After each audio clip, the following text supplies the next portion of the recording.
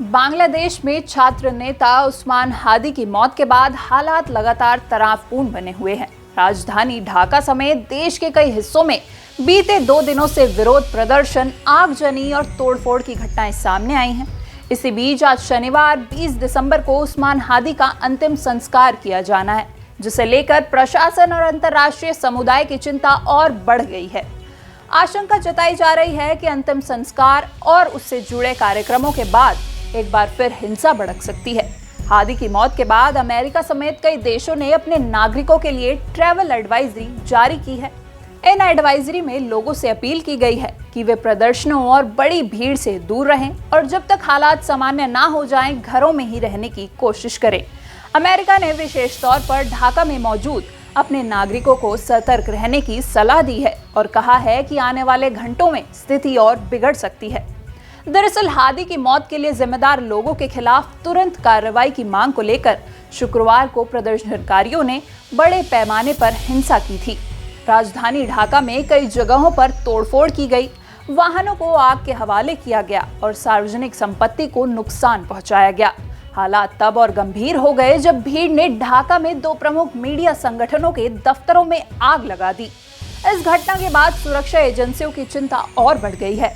अमेरिकी एडवाइजरी में साफ तौर पर कहा गया है कि शनिवार को हादी के अंतिम संस्कार और जनाजे की नमाज के दौरान बड़े पैमाने पर प्रदर्शन और प्रार्थना सभाएं आयोजित की जाएंगी। ऐसे में कानून व्यवस्था बिगड़ने का खतरा काफी ज्यादा है।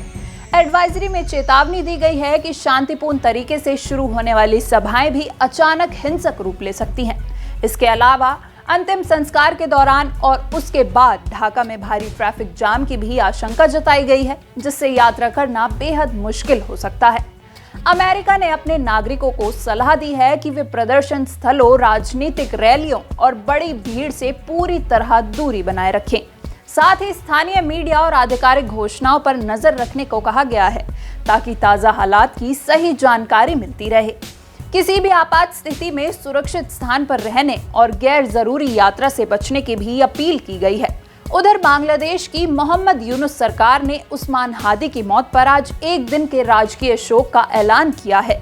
सरकार की ओर से लोगों से अपील की गई है कि वे जनाजे में शांतिपूर्ण तरीके से शामिल हों और किसी भी तरह की हिंसा से बचें। प्रशासन ने सुरक्षा के कड़े इंतजाम करने का दावा किया है, लेकिन बीते 2 दिनों की घटनाओं को देखते हुए हालात को लेकर चिंता बनी हुई है। आज ढाका में पहले उस्मान हादी के जनाजे की नमाज अदा की जाएगी, उसके बाद उनका अंतिम संस्कार किया जाएगा। माना जा रहा है कि जनाजे में बड़ी संख्या में लोग शामिल हो सकते हैं। यही वजह है कि प्रशासन और अंतर्राष्ट्रीय एजेंसियां अलर्ट मोड पर हैं। मौजूदा हालात को देखते हुए विशेषज्ञों का कहना है कि अगर स्थिति और काबू में नहीं पाया गया तो बांग्लादेश में एक बार फिर बड़े पैमाने पर हिंसा भड़क सकती है। ऐसे में आम लोगों से संयम बरतने और सतर्क रहने की अपील की जा रही है। वीडियो पसंद आया हो तो कमेंट कर जरूर बताएं और ऐसे ही लेटेस्ट अपडेट्स के लिए देखते रहिए भारत एक्सप्रेस।